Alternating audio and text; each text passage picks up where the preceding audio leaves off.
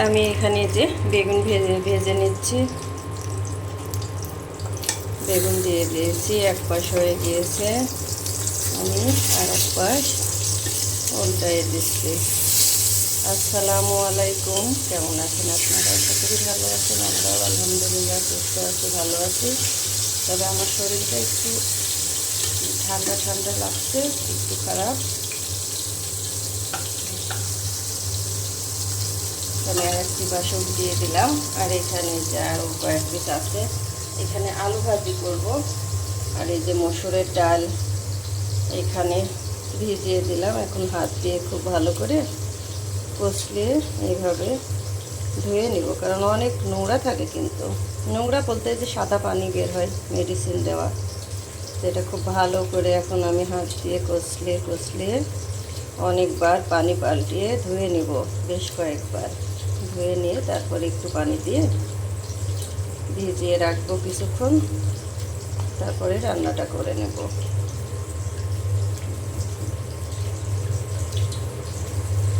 অনেক দিন ডাল আলু ভাজি খাওয়া হয়নি, ভাবলাম যে আজকে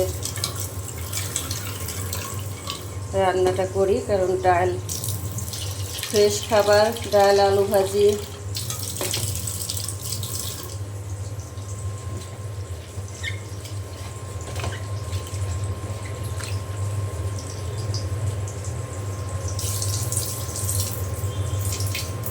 টপ ক্যামেরায় আমি আরও কয়েকবার ধুয়ে নেব। আর এখানে তো বেগুন ভাজিটা হচ্ছে, এইগুলো উঠিয়ে নিয়ে আমি বাকিগুলো দিয়ে দেব। ভাতে চাইলেও আমি রেডি করে নিয়েছি। সব কিছু রেডি করে রাখলে রান্না করতে বেশি সময় লাগে না। ওই জন্য সব কিছু আমি একসাথে গুছিয়ে নিলাম। সকালে মেয়েকে কোচিংয়ে দিয়ে এসে তারপরে ঘরের টুকিটাকি কাজ ছিল সব শেষ করে তারপরে যে রান্নায় চলে এসেছি। তো এইখানে আমার এই যে সব কয়টা বেগুন ভেজে নেওয়া হয়ে গিয়েছে, আমি এই যে বাটিতে উঠিয়ে নিয়েছি। এখন আলু ভাজি করব। এই যে কড়াই বসিয়ে দিয়েছি। তো আমি এখানে যে আলু ভেজে নেব, তেল দিয়ে দিয়েছি। তেল গরম হয়ে গিয়েছে।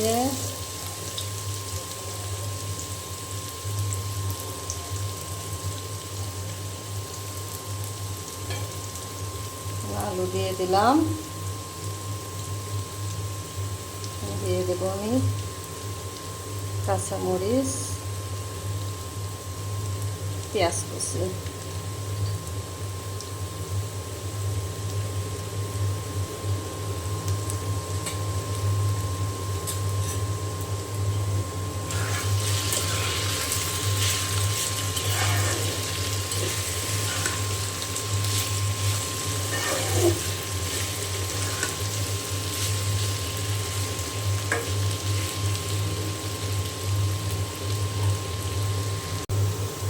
এখন দিয়ে দেব আমি হলুদ, আর দিয়ে দেব স্বাদ মতো লবণ।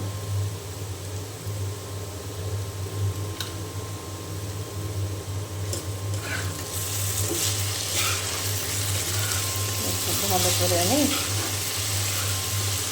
নেড়ে চেড়ে দেবো।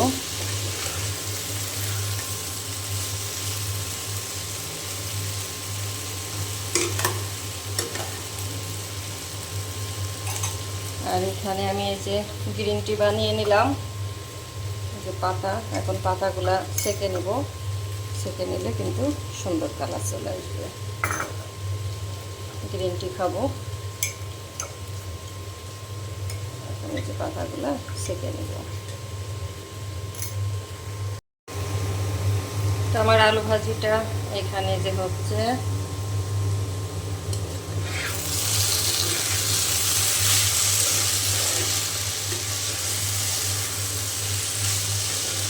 দিয়ে দিলাম নেড়ে চেড়ে।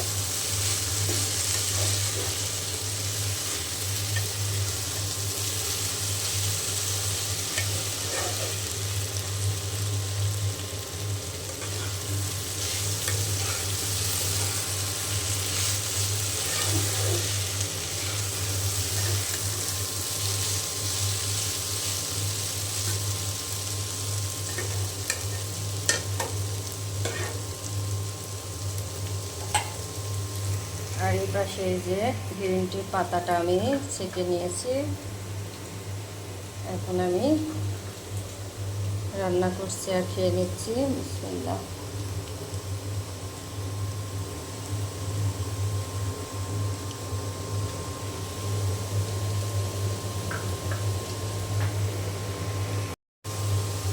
আমার ভাজিটা এই যে ভেজে নেওয়া হয়ে গিয়েছে, আমি এখন নামিয়ে নেব।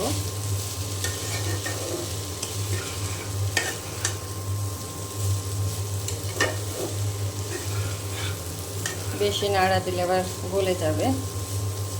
সুন্দর মতো হয়ে গিয়েছে, আমি এখন নামিয়ে নিব। আমার আলু ভাজি এই যে হয়ে গিয়েছে, আমি বাটিতে বেড়ে নিলাম। এইভাবে আলু ভাজি খেতে কিন্তু অনেক মজা লাগে।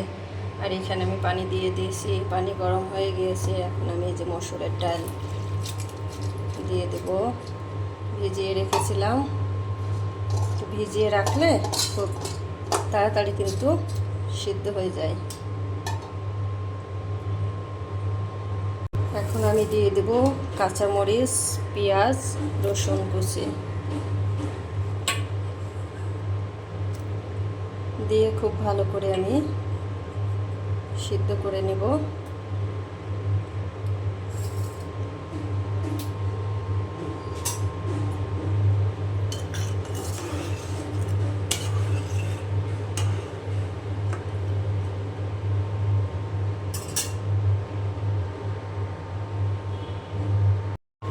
তো আমার ডাল যে সিদ্ধ হয়ে যাওয়ার পরে আমি এখানে স্বাদ মতো লবণ আর অল্প পরিমাণ হলুদের গুঁড়া দিয়ে দিয়েছি। এখন এই যে ঘুটে নিচ্ছি, খুব ভালো করে ঘুটে নিয়ে তারপরে আমি পানি দিয়ে দেব। আর প্রতিদিনকার মতো আমার ভাই আপুদের কাছে বলি, আমার ভিডিওটি যদি ভালো লাগে চ্যানেলটি সাবস্ক্রাইব করে লাইক কমেন্ট শেয়ার করে আমার পাশে থাকবেন, আমাকে সাপোর্ট করবেন। আমিও সবার পাশে আছি, থাকবো ইনশাল্লাহ। আর সবাই সাপোর্ট ছাড়া একা এই পথ চলা সহজ না।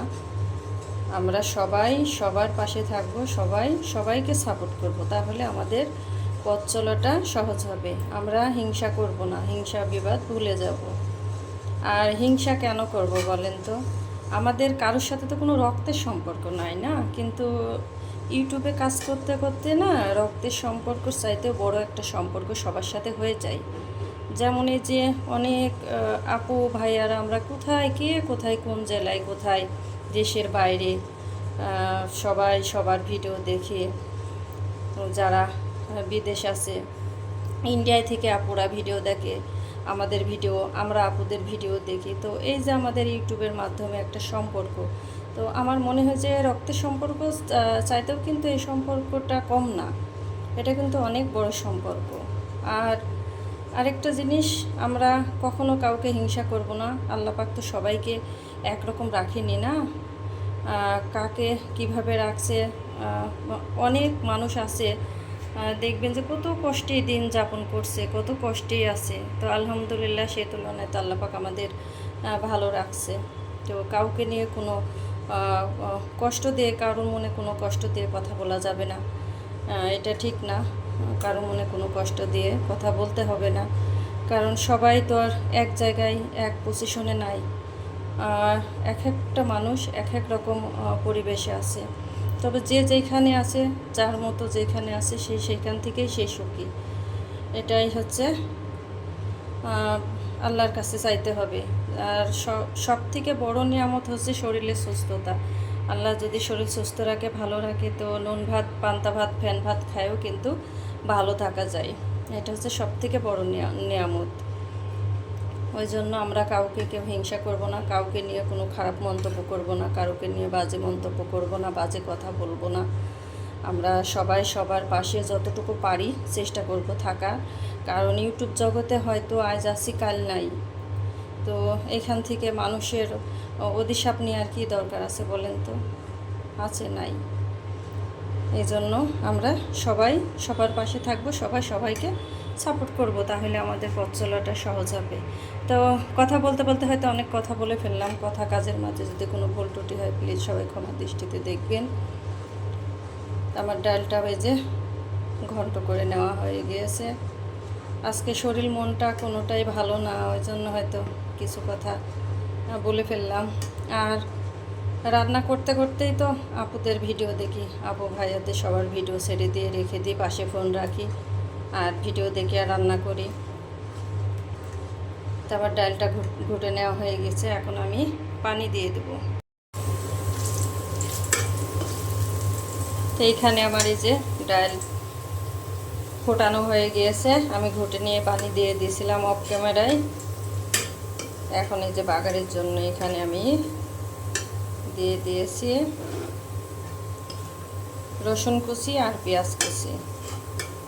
তো আমার ভেজে নেওয়া হয়ে গিয়েছে, এখন আমি বাগারটা দিয়ে দেব।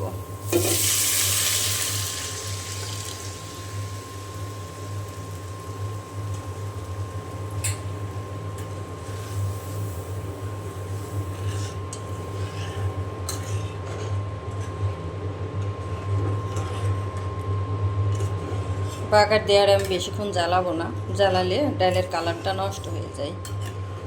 আমি একটুখানি রেখে তারপরে নামিয়ে নেব। ডাল রান্না করে আমার মা, আমার মার কাছ থেকে আমার ডাল রান্না শেখা। আমার মা অনেক সুন্দর ডাল রান্না করে, অনেক মজা হয় খেতে। তো মার কাছ থেকে, মা শাশিদের কাছ থেকে অনেক রান্না। আমার বড় শাশি অনেক সুন্দর রান্না করে, তো আমার বড় শাশির কাছ থেকেও অনেক রান্না আমার শেখা। তো এখন তো আর আমার বড় শাশি দেশে থাকে না, আমেরিকায় থাকে। তো ওখানেই মেজো ছেলের কাছে থাকে, অনেক বছর আগেই থাকে, আজ থেকে মনে হয় 20 বছর হয়ে গেল, 20 বছর না হলেও কাছাকাছি। কি হয়েও গেল জানি না, আমার অতটা মনে নাই। তো যখন এখানে থাকতো তো আমি দেখতাম, দেখে দেখে তো অনেক রান্না আমার বড় শাশির কাছ থেকেও শেখা, মার কাছ থেকে শেখা। তো মা শাশিদের হাতের রান্না অন্যরকম মজা, অন্যরকম টেস্ট। আমার এখানে যে ডাল রান্না হয়ে গিয়েছে, আমি বাটিতে নামিয়ে নিয়েছি।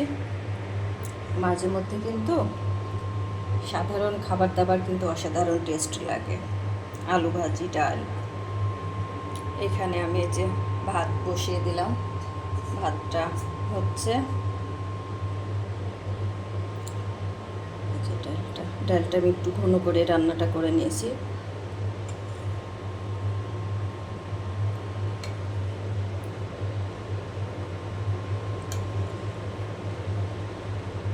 মসুরের ডাল, আলু ভাজি, আলু ভর্তা বলেন, যেটাই বলেন, খেতে কিন্তু দারুণ লাগে।